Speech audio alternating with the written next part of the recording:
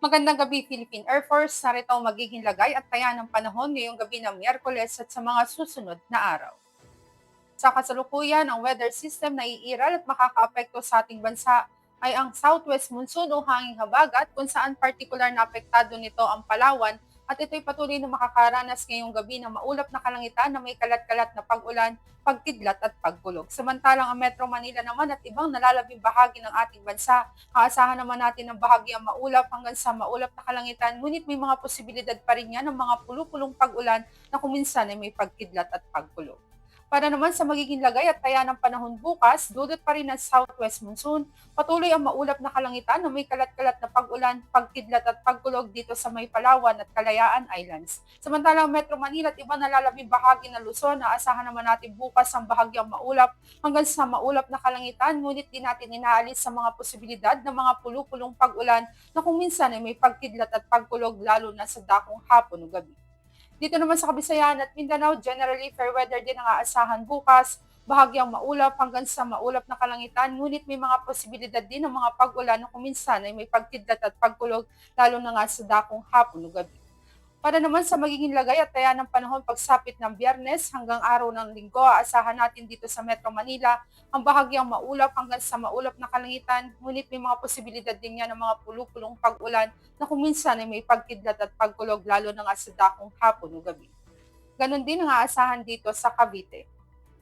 Maging sa Angeles, samantalang dito sa Lipa, sa araw ng Biyernes at Sabado, asahan natin ang generally fair weather, ngunit pagsapit ng araw ng Linggo, maulap na kalangitan na may kalat-kalat na pag-ulan, pagkidlat at pagkulog ang ating aasahan, dulot yan ng southwest monsoon. Dito naman sa Puerto Princesa, ganoon na rin sa Kalayaan Islands, dulot pa rin ng southwest monsoon, patuloy ang maulap na kalangitan na may kalat-kalat na pag-ulan, pagkidlat at pagkulog.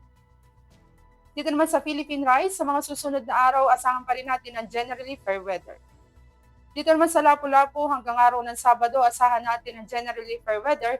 Ngunit pagsapit ng araw ng Linggo, asahan natin ang maulap na kalangitan na may kalat-kalat na pag-ulan, pagkidlat at pagkulog. Dito naman sa Davao hanggang Biyernes, asahan natin na may pagganda na ng panahon. Ngunit pagsapit ng weekend, asahang muli ang maulap na kalangitan na may kalat-kalat na pag-ulan, pagkidlat at pagkulog.